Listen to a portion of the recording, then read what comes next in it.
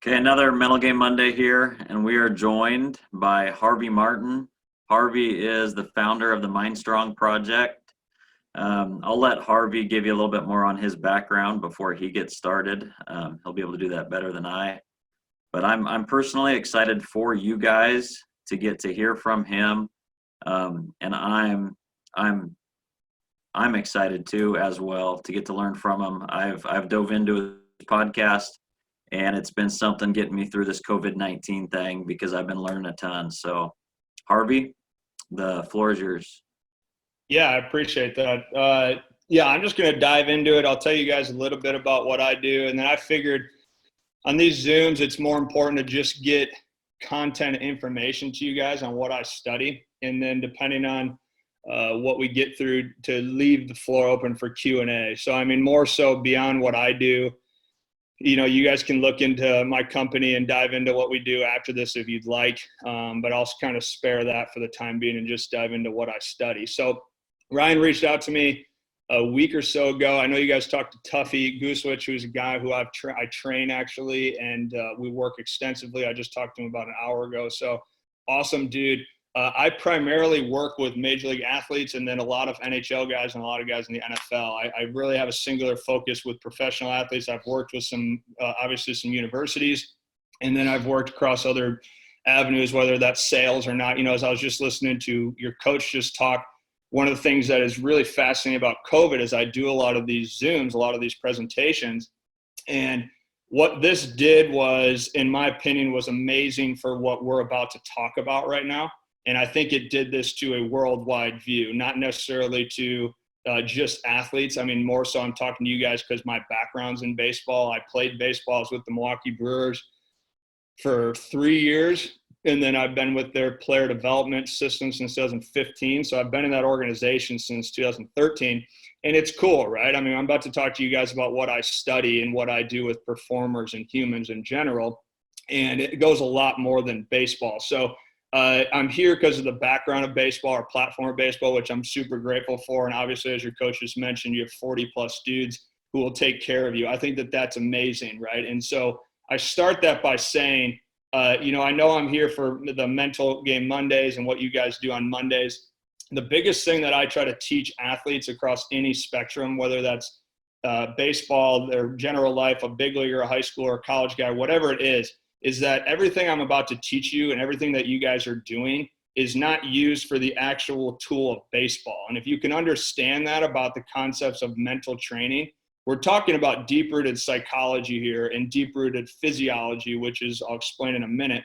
But you're trying to understand these tools to a 24/7 level, right? And I think what I've seen and what I've studied, that the people who sustain performance, the people who play the longest, which is what I'm extremely fascinated by, are amazing at overall life, right? What I call is that people are great at choosing when to hunt, which is considered stress in the world of human performance, and when to recover, right? And the tricky concept is knowing what those both are. So I'm going to try to hopefully peel into that, give you guys an understanding of what human performance is as a whole, okay? And then now hopefully you can take some of the things that I touch on, and then you can utilize that in your baseball career, however you guys see it fit, right? But for the moral of this time with us together, I'm going to teach you my philosophy, what I do with people, and then what to look for. And then you guys can take that and hopefully, create some understanding as you dive deeper into however long your careers go.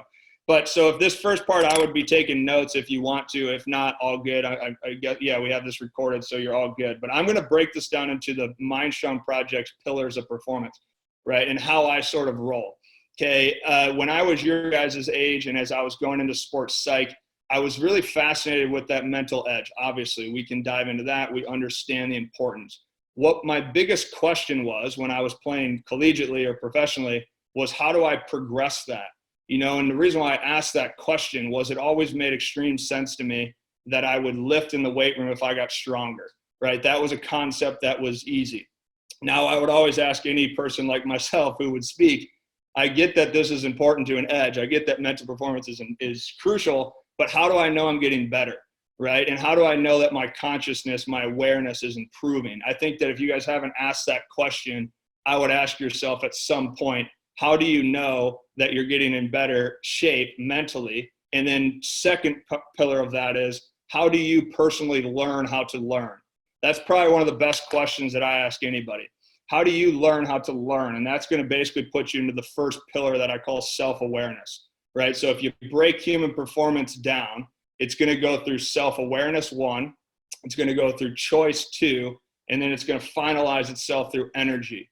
Okay, so when we touch on pillar 1 at self-awareness, the only thing I've come up with, and maybe I'll be different in time, but that is the mental game as we know it. That's what we're talking about in the moment, is self-awareness, which is entirely subjective, right? Which means is that there is no right or wrong, instead of your perceptions basically deeming that as right or wrong. So if I were to talk to you guys about goals or vision or self-talk or anything around those lines, it wouldn't necessarily matter if I'm right or wrong to you. It only matters if I'm right or wrong basically in your own perception. And you can ask me questions about that. But what I want you to first and foremost know is that performance is entirely self-awareness, entirely subjective, right? So we need to figure out how to objectify that and create progress. Going back to why I asked that question when I was a player was because I wanted to study psychology and I wanted to know why this is an edge. And if you didn't know this, the human biology, the human system is built off growth. So if you guys don't feel as if you're growing, even in a subjective self-awareness path, it doesn't seem meaningful to keep going back, right? And this is why we lose sustainability when we're practicing mental performance, when we're practicing psychology. Because if you don't see progress, the biology of your body does not make sense of that. And I say this to everybody. If you think of anything in your life or your career where there's growth, you keep going back. As far as relationships, right? If you have a relationship with a gal and it's not going well, it stops, right? If you're dating her for a really long time, you got to get engaged, you got to get married, you got to get the house, you got to do the whole bit, right? But the point is, that's progress. Same thing of your careers. As you move forward in baseball over and over and over again, you have to progress. This is how you see guys who essentially get stumped in the minor leagues, right? They stop progressing. And we can go through that as well. But I want you to understand that you have to create growth in any concept of happiness if you want to pursue progression, right? And that's how you sustain things. So first and foremost, figure out how you're personally growing. That comes through knowing how you personally learn, because that'll excite you. Okay, so let's move into the second pillar, which is choice. Right? When we talk about choice, now we've created objectives, right? This is me basically seeing you make choices. This is your coach seeing you lift that weight, throw that pitch. This is the pitcher-catcher connection of, I agree to throw the curveball, we throw the curveball, whatever you have, right? It's basically deciding how do you make choice over and over and over to effectively optimize your behaviors, which is the foundation of performance. So if you're note-taking on that, you would look at choice as basically your number one foundation to optimizing behaviors, right? So how do you figure out choice? Well, choice is going to come down to your third pillar, which is energy, right? And now I'm going to kind of talk to you about our philosophy a little bit more. But when I talk about energy, I'm not necessarily talking about positive or negative energy. Are you happy or are you sad? That's not necessarily what I'm looking at. What I'm looking at an energetic level is actually your cells. How do you optimize your cells? So anyone who knows anything about Mind Strong, this is where we get the saying, if you will. I got this from Fergus Conley, but we use this deeply. Psychology is unsolved physiology, right? And if you want to put that into simpler terms, your mind understands movement, okay? And this is why, and when we talk into this, this is where I think you guys might get your curiosity, your questions layered into what I do for a living. But all I'm concerned about is strengthening your physiology, your biology, your cells, your organism as a whole, you as a mind and a body. How do I stress that organism to get you to adapt over and over and over again, right? And when you are optimized at a cellular level, right, physiological, if anyone's in biology or any of these classes, you're probably learning this stuff. When your cells are on point, your tissues are on point, okay? And when that stuff is happening, your physiology, your body perceives the environment as safe, right? So that works as a positive feedback loop to that first pillar, which is self-awareness. So what I try to tell everybody is that mental performance is actually flipped. It's extremely physical in the way that we see it, the way that we train, right? And we train in a very physical aspect, and we look at self-awareness being your own personal expression. You're basically your own art form, if you will. Like, to me, if I enjoy podcasts, that's what I'm going to create. That's my art. That's what I like learning. I'm curious about high performance. If you're curious about a pitching grip, a strategy, whatever it is, it's your personal art. What we need to strengthen is energy. Okay. And this is what I call nature's law. So now you can hopefully create some understanding to how to optimize your cells. Call it nature's law and mind strong, because these are our non-negotiables. These are the things that you have to check off basically day in, day out to create a better cell system, right? And that goes first and foremost through your breathing, which I'm going to talk deeply about to you guys. I'm going to teach you how to breathe and how to understand breathing. Okay. The second one is going to be through movement, right? Not necessarily talking about exercise or what have you. I'm talking about pure movement, right? The way that your body functions in yoga, stretching, walking, heat, ice, all these sort of things, your workouts, all that sort of stuff. Your third one would be nutrition, and your fourth one would be sleep. Okay. When you are in basically an adaptive phase, when you're improving your ability to breathe, to move, to neutralize your cell systems with hydration and good foods, and then sleep, your psychology perceives environments as safe, right? And that is highly important for any performer.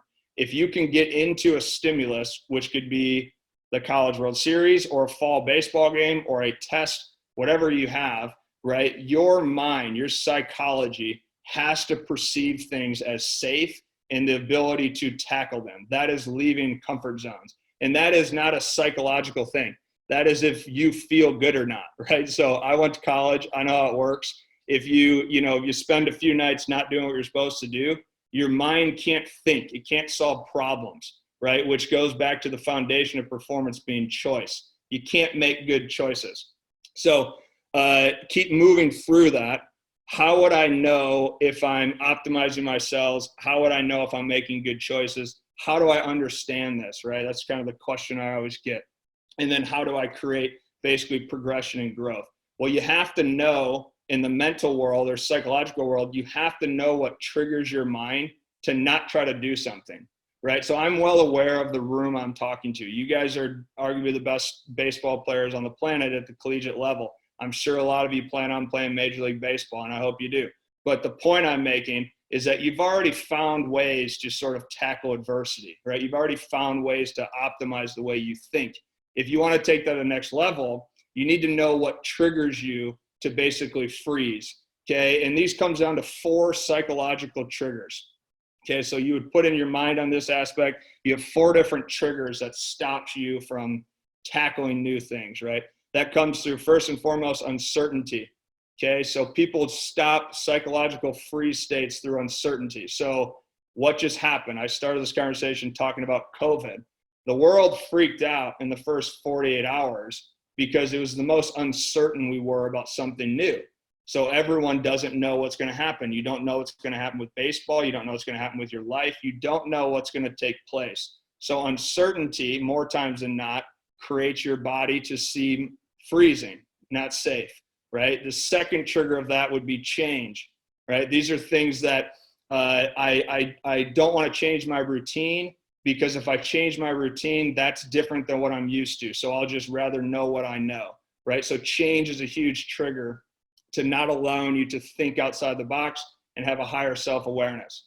A third one is attention, right? A third psychological trigger to your mind is attention. What I call attention in the college level is more of like, think about that sophomore slump, right? You find people who come into college, very successful, no expectation type deal. And then all of a sudden the environment attends to them and they start to create attention, right? This becomes overwhelming. This is like a negative aspect of social media to a large degree. So that psychologically freezes you because we would rather avoid attention, right? And then the fourth struggle, or the fourth, I just gave it away. The fourth trigger is psychologically is being struggle, right? Finding what is worth struggling for, finding what is worth, what optimizes your body to be creative and find new things. And out of all 4 of those psychological triggers in the mental game, if you will, what we have to comprehend is that you and I are all built to basically avoid. So however you have notes, however you're taking this stuff, I would star that times a million. You and everyone else on the planet is meant to avoid anything that I just mentioned, right? We don't want to have those happen.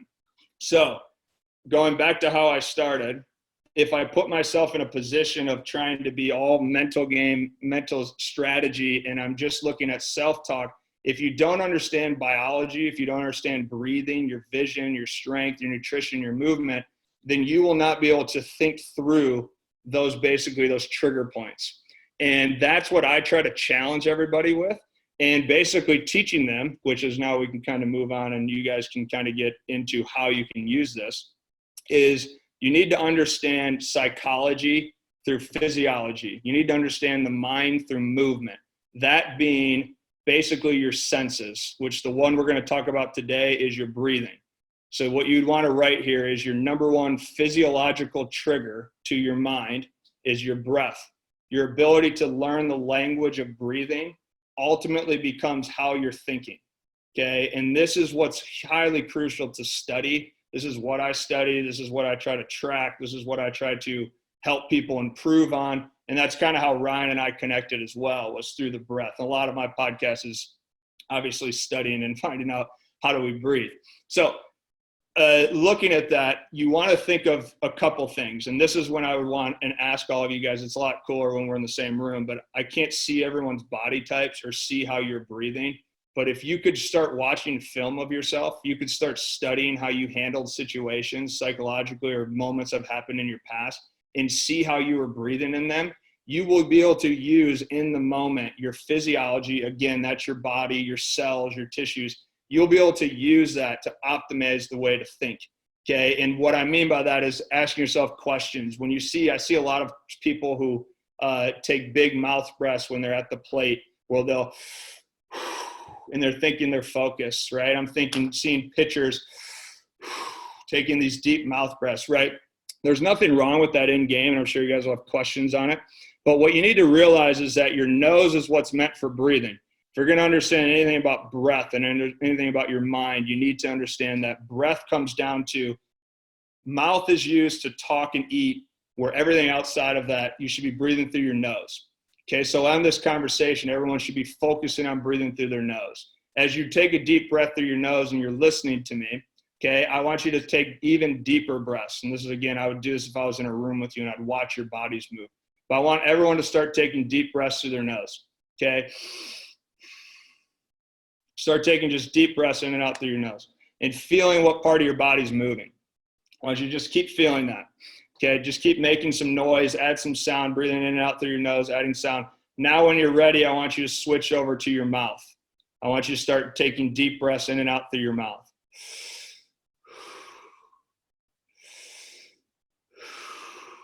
Okay, keep doing that. Add some sound if you haven't, okay? And I'm sure, yeah, all you guys are on mute, but maybe I can get some thumbs up or whatnot. But if you, how would I look at this? If you were to take a deep breath through your nose, what part of your body moved, right? What part of your body moved compared to when you took a deep breath through your mouth? And that's a huge indicator of psychology is what I'm trying to get to here. If you take a deep breath through your nose, you should have felt your belly and your lower part of your lungs move. Did anyone feel that? If you did, just give me some thumbs up, okay? If you took a deep breath through your mouth, did anyone feel, I always say nipple up. Did anyone feel their nipple up move, their chest move, right? Okay, good. So here's what you need to understand, and this is what I wanted to get to for you guys today, because I think that this is a tool you can take with you, right, outside of all the other stuff I said. Your lungs and your breathing tells you how you're thinking. Okay, very simply because of nature. When you breathe through your nose and you breathe low, your lungs have 3 lobes to it, right? With the lowest part of your lungs being down here. So when I nasal breathe, right, and I breathe horizontally, when I inhale and expand, when I breathe wide, I grab oxygen. There's blood and oxygen at the bottom of your lungs. That fills up all of your cells and optimizes your tissues, which makes you move and think aerobic and appropriately. right? So when you see calm nasal breathers, those people are thinking clear. Those triggers are not senses as avoidance that I already mentioned to you. They're perceiving the environment physiologically as safe, right? That's high performance, right? When I see a person who breathes up top, because of nature, you were basically created to only breathe in the upper part of your lungs when danger was around, right? I always ask this question: if wherever we are in the country, if a bear ran into wherever you guys are right now, you would immediately go and you would shock. You'd breathe right up, you'd mouth breathe, you'd come up through your chest, and your eyes would narrow in right on that bear, okay? And all those signals came through physiology, not psychology. That was first moment to moment present awareness through your body.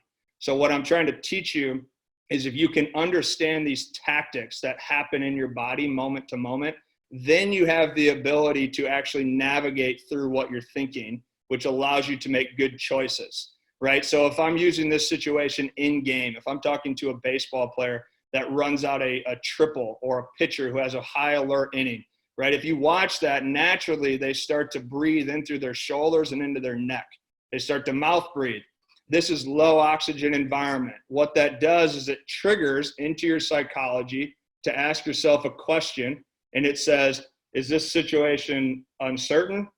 Is the situation changing? Is there a lot of attention here? Or is this a struggle, right? And this is like the old, I was a pitcher, so this is the old, the 3-0 count where you know you're about to walk the hitter before you even throw the pitch, right? This is, I know all you guys have felt this. Or the old, you're 1 for 3, but you know you didn't actually get that good hit, so you don't want to go up and be 1 for 4 because you know you're not seeing the ball well. So you're already predicting what's about to happen, right? That basically is seen first in your body, not your mind. So to be able to transition that, to be able to down-regulate that, and to be able to control your breathing, tells your mind, tells your psychology to turn off of those fear states, turn off of that avoidance, and transition you back into what is called fight mode, right? And you want to be, as an athlete and a performer, you want to be sympathetically in fight mode, which is high arousal, high competitive state, compared to sympathetic freeze mode, flight mode, which is fear, anxiety, worry, nervous, all those sort of things. Now, the irony of all that is that when you're in fight mode, your cells and your tissues are excited, right? This is a position where you can throw as hard as you possibly can. If you're in freeze or flight mode, same arousal level, same heart rate. If you're in freeze mode, everything shuts down and it protects the home, which means it protects your heart, your organs, your head. And this is why pitchers always report back and they say, I just can't feel that pitch on my fingers, or I can't feel my swing. I feel like everything is tight. Your motor skills start to deplete. And your motor skills and your skill acquisition is coming from the way in which you breathe. So again, I don't expect you guys to know in this call today to understand the depths of what I'm talking about. But what I would more so start to try to get you guys to understand and utilize is basically paying attention to the way that you breathe. If you're not training or lifting or in any sort of hunt is what I call it, any sort of arousal level, you should always be breathing through your nose. And objectively, you should try to be breathing through your nose to a point where you don't feel your body moving at all. No sound, none of that stuff. You should be breathing very calmly, right? This is if you're playing video games, if you're taking a test, if you're doing anything that doesn't require a bunch of movement, pay attention to your nasal breathing. If I was in a job interview or if I was doing a debate or anything like this, when I was done talking here, I would default to nasal breathing so I don't burn fuel, right? And that's, again, going back to that situation of like pitchers, hitters in baseball games. If you're not in a position of pitching or at bat or running the bases, you should be spending time in the dugout down regulating. You should be spending time after a game down regulating. Before bed, you should be down regulating, trying to get yourself to as calm and slow of nasal breathing as you possibly can. And why that's so important is because when you control energy through your system, it happens through breath control, right? So if I'm sitting here, right, I'm burning fuel. And if you burn fuel, that feedback loop, the main product of over breathing, over fuel burning, ironically is linked to your mental performance. So everything that you guys talk about on Mondays. if you're a bad breather and you over breathe, the first part of your brain that goes away is your ability to cognitively solve problems. And the first thing that raises is your emotional reactivity, right? And this is why if you're ever in an argument with anybody, my girlfriend just walked in, so hopefully she doesn't hear me say this, but if you're ever in an argument with your girlfriend and she's yelling at you and you tell her to calm down, that literally never works, right? Because you're basically looking at someone who is over breathing. They're talking louder, so they're getting rid of more CO2, more energy, yeah, and all that sort of stuff. And as that happens, emotional reactivity goes up, problem solving goes down. So if me and this person are going to be in a position where we're trying to solve something, the chances of that happening are not likely at all. Okay, so that's what I want you guys to sort of understand, is that throughout the course of a baseball game and a baseball season, you want to be paying attention to the way that you breathe, and you want to understand what your nose and your mouth are both telling you. And where I would start is nasal breathing outside of performance always. And then in performance or outside of performance, I'll just give you guys some little mechanical cues, again, so you can use this with you. You want to think of yourself as a low horizontal breather. Think back to that low breath as I just talked about compared to that vertical breath. If you guys all could, and again, I can't really see you, but if you want to get an idea of this, you basically want to take your hands, you want to clench the bottom of your rib cage, okay? When I get into this bottom of my rib cage, your thumb should be at your back, my finger should be in the front here, okay? And when you breathe, you should be able to feel yourself inhaling, your hand would expand, and when you exhale, your hands would narrow your rib cage. So you'd be thinking inhale, expand, exhale, narrow, and you should be guiding it in and out.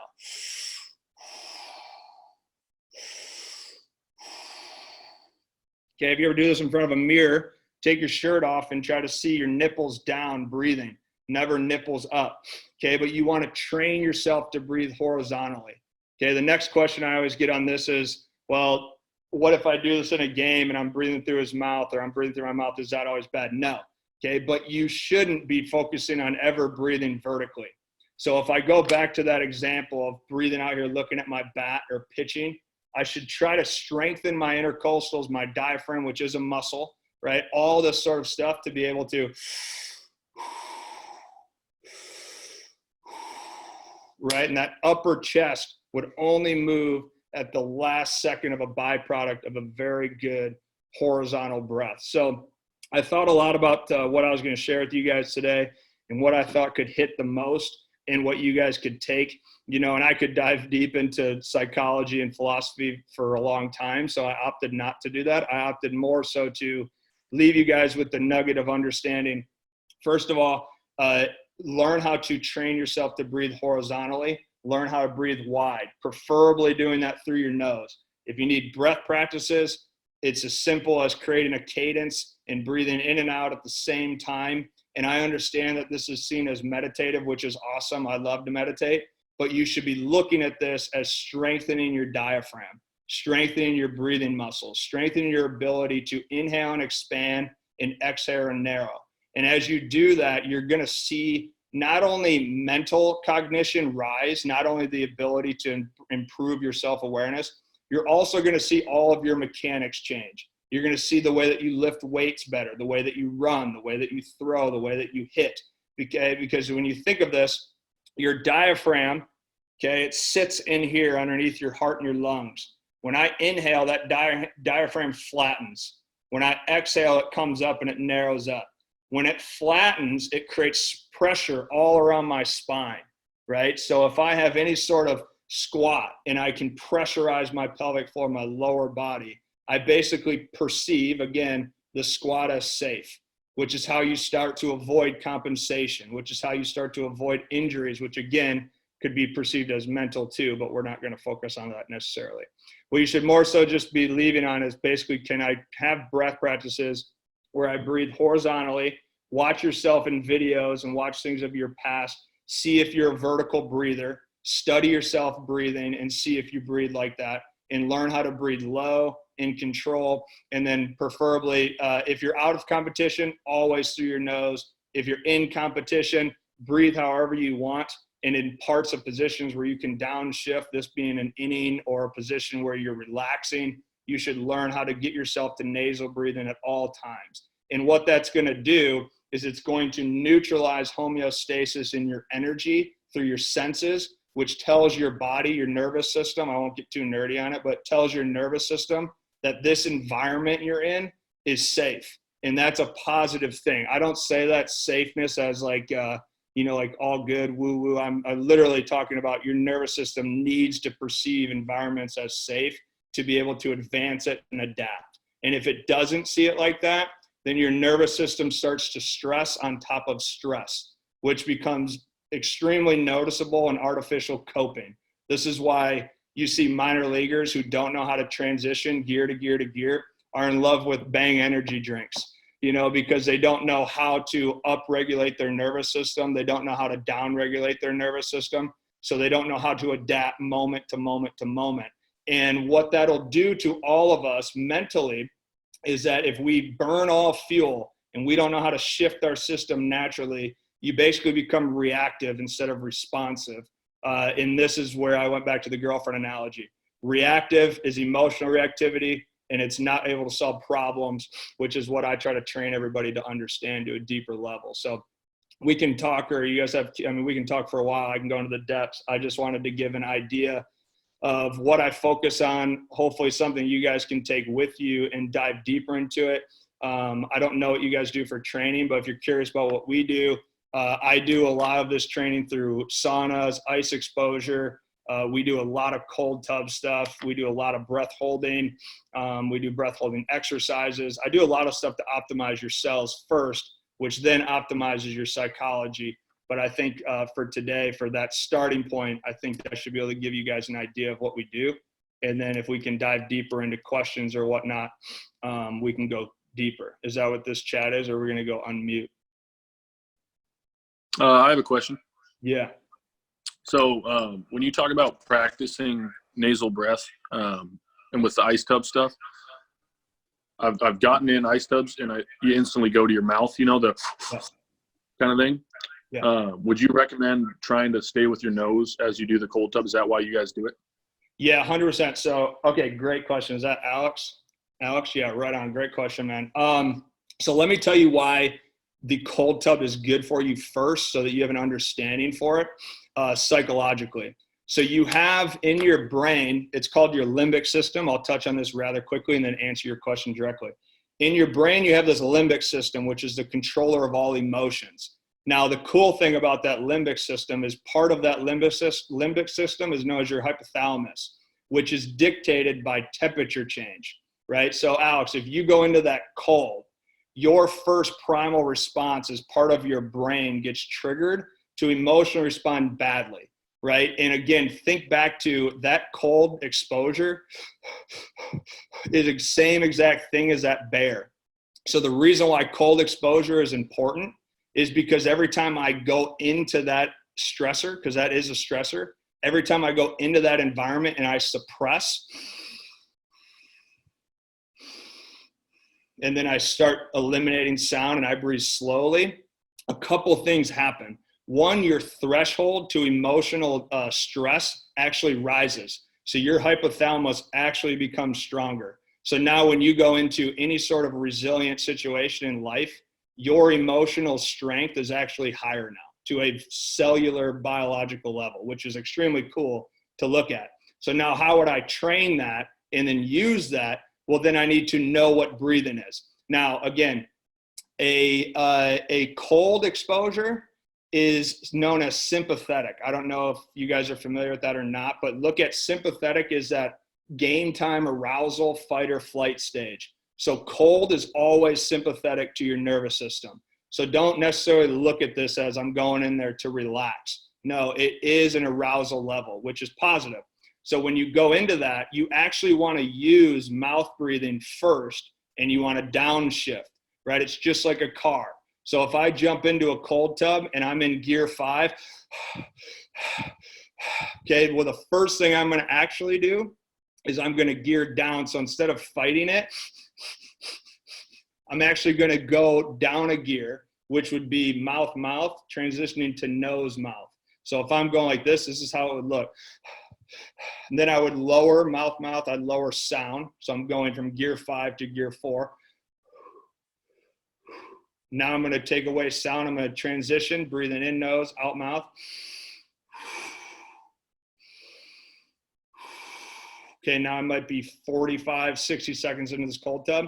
And then I'm going to transition down nose, nose. And then I'm going to eliminate all sound. And I'm going to be in nose, out nose with, and here's the kicker, a longer exhale. So what I tell guys is inhale for 4 seconds, slight pause, exhale for 7 seconds. And if I can do that through my nose, you now actually in a stressor, you shift your nervous system to parasympathetic, which is a controller. Your nose, probably not in the cold, you probably wouldn't be deemed as parasympathetic, but it will do that in normal life. The nose is more of a calming tone. The sound is a calming sound. If you're breathing heavily, your mind goes on alert. If I breathe calm, I control the environment. So your goal is to track how long does it take you to get to nose, nose with that longer exhale with no sound, and then decrease that amount of time over time. And as you adapt to that cold more and more and more, instead of having that take 2 minutes, that can take 1 minute, and then it can take 40 seconds, then it can take 30 seconds. Then you jump in a cold tub at 35 degrees and you can breathe through your nose. But that would be adaptation. That would be your body's ability to adapt in terms of stress. But that's a great way to train yourself in the cold tub, is learn how to gear down and then learn how to extend exhales, preferably through the nose. Does that answer that question? Right on, man. Great question. Yeah, and I can take questions like that all day if you guys have stuff on that, if anything deeper on that. I think that's a big topic for us all, is what are like the different drill sets we can use, what are the different forms, whether it's using the cold tub and working on gearing down with our breath. What are some other examples people use, different forms of this to get to the same thing with breathing that other people can use? For example, I'm not a huge fan of jumping in the cold tub. Sure. Never been a big thing of mine. Otherwise, I'm sure it'd be very beneficial. But what's something else? So for a guy who just may not want to jump in the ice cold water, what's another example you've seen used in the past? Yeah, so it doesn't have to be a cold tub. If I were anybody, I would for sure use a cold shower in the morning, and I'd start learning these systems with a cold shower. I actually think a cold shower is harder than a cold tub because it hits your body differently all the time. Where a cold tub, the reason why I would promote a cold tub or a lake or some sort of exposure is that full body of water actually suppresses or compresses your rib cage. So it actually at the same time mechanically helps you breathe wide. Okay, which would be a little bit difficult in a shower. I've actually had some guys get some neck pain in a shower because it'll hit them and they'll go, whereas when you're in a tub, that pressure already mechanically makes you breathe better. If you're not going to use cold at all good. What I would do is you could look at heat. I would say the second best avenue of environmental stress. To answer this question, Coach, primarily environmental stress is the best way to strengthen your cells. Like that is what we know, that is what we found, is that heat, cold, not even just in a sauna or in a cold tub. This could be walking where you guys are at in times of the country if it's cold outside with a little bit minimal clothing, right? Or these could be sitting in a steam room, a hot tub, a sauna, all these sort of things, and understanding what it's doing to you. Basically what you want to do, if you're not in that, I would even look at, like today, you guys might laugh at this, but I do this with all my athletes. I have a dirt road out in front, and I basically adapt them to walk barefoot in grass for about 30, 40 minutes for a duration of weeks. And then I train them, and before we lift, we actually walk barefoot on full gravel road, and we strengthen the feet, and we basically callus your feet. So I like to see straight callus on the bottom of everyone's feet.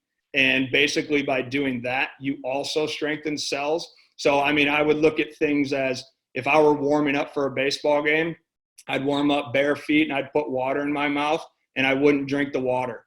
That's something that is extremely beneficial for breathing as well, is you can basically you can get on a bike, ride a bicycle, go for a walk after this. Everyone should go on a walk after this and put water in your mouth, and don't drink that water. I have guys do a 20-minute workout and you have to spit the water out afterwards. What that does is, first of all, it opens up your airways, so you're actually going to feel warmer. I have a guy right now in LA who he doesn't like doing breathing practices, and that's all good.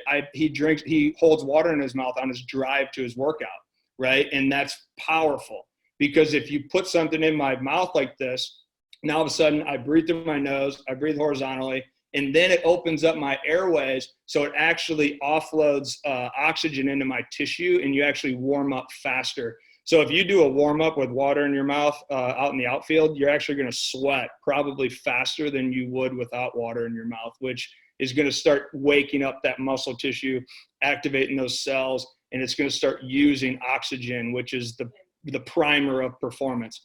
Can you use oxygen in your body? Another one I would do that everyone will hate is called hypoxic training. So I'd probably look this up, do this as a team before you do it, okay?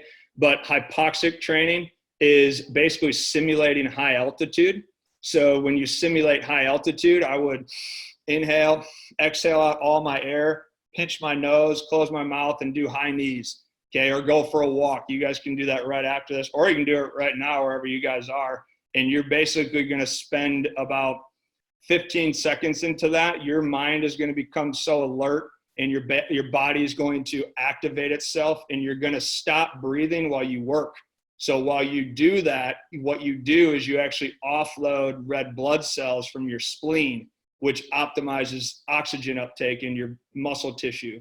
So if I were a pitcher in a bullpen, and I've seen many guys throw harder in the moment, if I'm a reliever or if I'm a late inning guy and it's cold out, or coach needs me like that, okay, the fear of thinking you need to warm up very fast is not a fear if you know how to breathe and if you know how to use oxygen. So if I were to sit here and I basically get the call that I'm going to pitch, and I would do a few boxer jumps,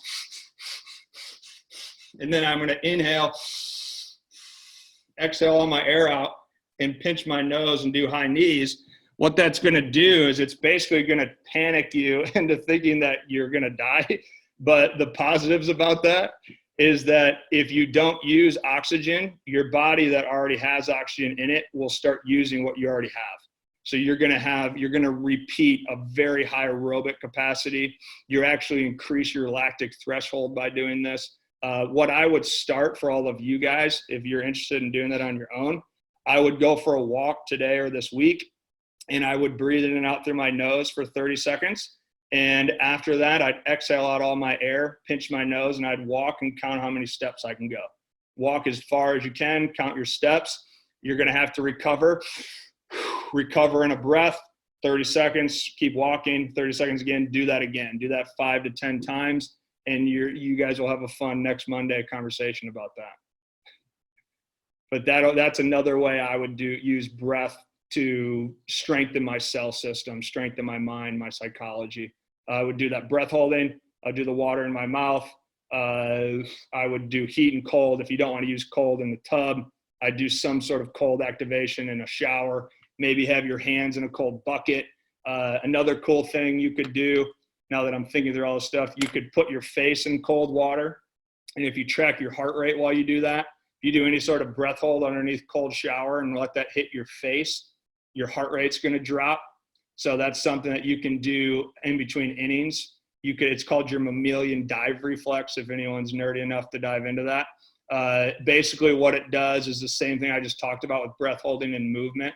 You can basically take a cold towel or a bucket in the dugout, dip your face in it, and that will lower your heart rate. I have guys do that in between heavy interval rounds. We do mammalian dive reflex training.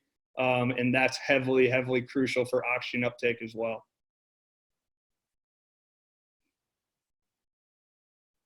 That's a ton of great stuff right there. I think that I'm already anxious to talk to Coach A and Davey and see if next to the squat racks in the weight room, we can get a little cold tub. Everyone just come over and dunk their head in it between sets or something. Yeah. Yeah, it's all about maximizing your energy. When you guys do that and you understand how to do that, your feedback loops to your psychology are on, they're fired. And that's the gift of being a human, right? The gift of human is creation. And the only way you get to unlock that is if you're physiologically sound. So again, I mean, everything I study, if we talk, anyone talks to me, anyone talks to what we do in training, all I'm interested in is how do we stress your entire organism mentally and physically into a position to adapt it, not to just keep stressing it. And that happens at a cellular level. And a lot of those little tips and things will help you guys tremendously.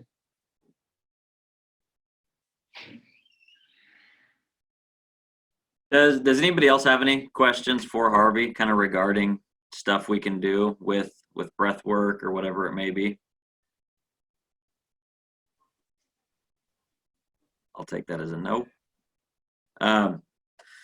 So that was outstanding. I appreciate I've gotten to listen to a handful of all those ideas. You've thrown some new ones in that I haven't heard yet, and it's awesome. I'm excited for our guys to revisit this and for us to get to put it in place and work on it. Again, I touched on it already with our guys with the Mind Strong Project podcast.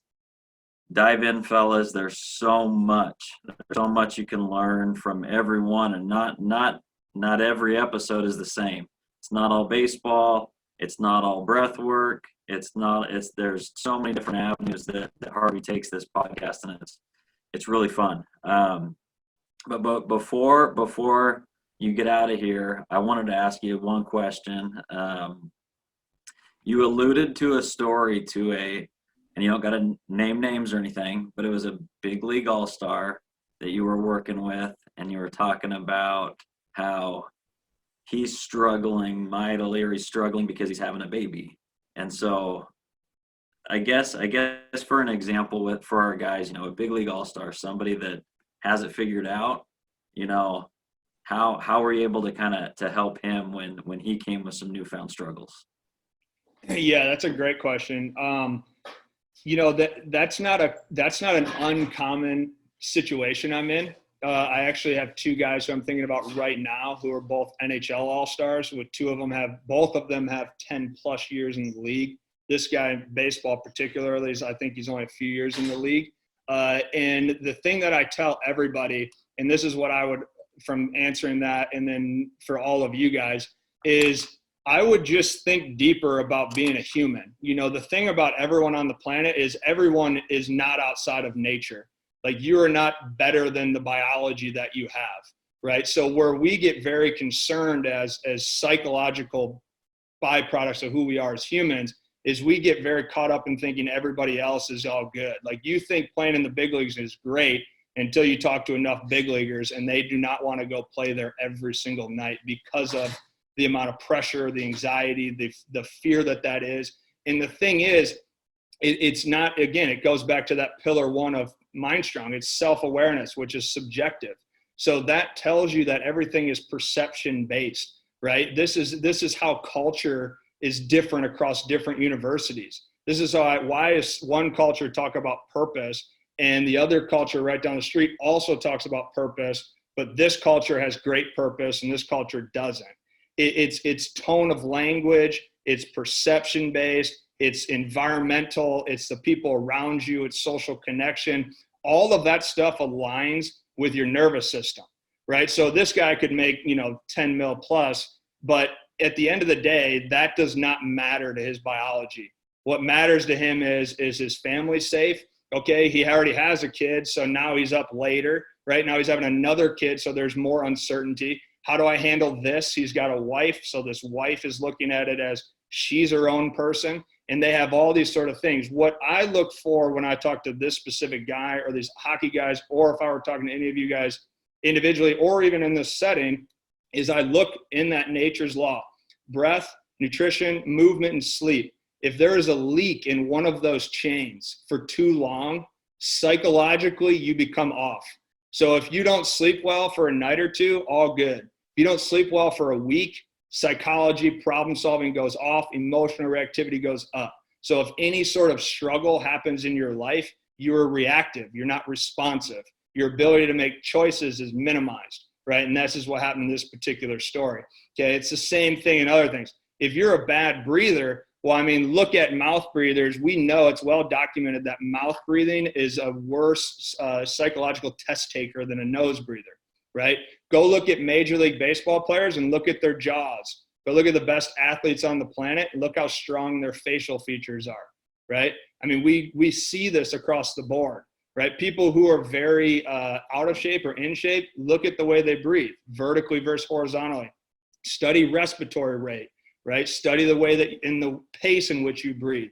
Someone who's over anxious, someone who's worrisome, breathes very quickly. Their natural respiratory rate is rather quickly. Okay, that's burning too much fuel. You go back to nutrition. Obviously, one of the biggest problems with professional athletes is how do you eat something at 11 o'clock at night after you just played in front of 40,000 people and digest that appropriately? You know, that is a massive struggle because you're coming out of a sympathetic high arousal state, which digestion is only in a parasympathetic nervous system state. So it's like, you know, I would tell this to you guys, if you're slugging a protein shake while you're still listening to heavy metal music in the weight room, that is not being absorbed by your nervous system. So it's basically just added waste. It's just things in your system. What you'd want to do is you'd immediately want to downshift. You'd want to get your senses away from that hearing. You'd want to get your breathing to slow and regulate, shift that arousal level down to parasympathetic. So now you can digest. And then that creates positive psychology. Now, if you're just flowing stuff, loading stuff in, nutrition, and you're not hydrating, you know, nutrition will take a huge hit on your psychology. And all this stuff happens with major leaguers, especially because they have such high-end, pressure on them, which basically if one of those leaks starts to alter, then psychologically the environment is going to be perceived as anxiety or, you know, those sort of worries that, you know, I try to help guys avoid.